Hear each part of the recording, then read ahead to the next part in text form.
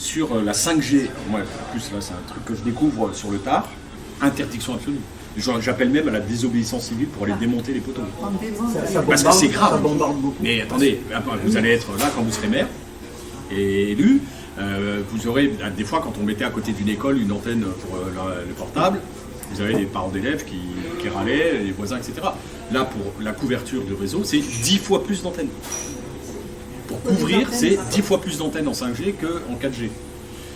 Et ils vont envoyer dans l'espace. Alors, moi, j'ai assisté à des rendus d'études à la Commission européenne, enfin au Parlement européen, dans la commission industrie, technologie, recherche, énergie dans laquelle je suis, d'un retour sur l'analyse de la 5G. Il n'y a aucune demande des citoyens.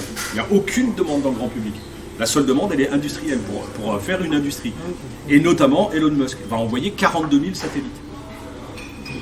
Et Amazon, le patron d'Amazon, ils vont en envoyer 18 000.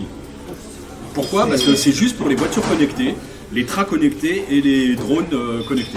C'est le seul besoin qu'on a. Il y a 15 jours, on avait une conférence sur les effets sanitaires où les mecs disent ça va cramer la biodiversité et on dit de toute manière, on ne peut plus mettre d'arbres parce que ça ne traverse pas les arbres. Comme c'est de la micro-ondes, ça ne traverse pas les arbres. Par contre, quand vous êtes tout le temps dans le faisceau, ça crame la végétation. Déjà, c'est un vrai souci. Donc, quand vous êtes sur la peau, dans une émission, il y a des conséquences sanitaires sur l'être humain.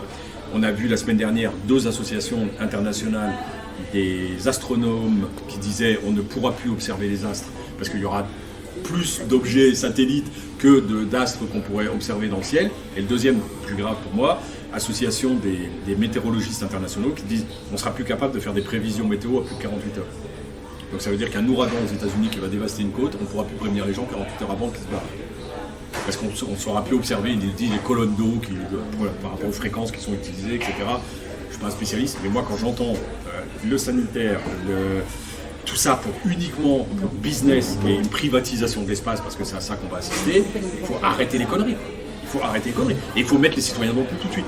Là, pour le coup, c'est les citoyens aussi qui vont faire masse avec les élus en disant c'est hors de question. Mais on va embrayer des choses. Enfin, moi, c'est Michel Rivasi qui, au Parlement européen, s'occupe beaucoup de ça, de ces problèmes sanitaires.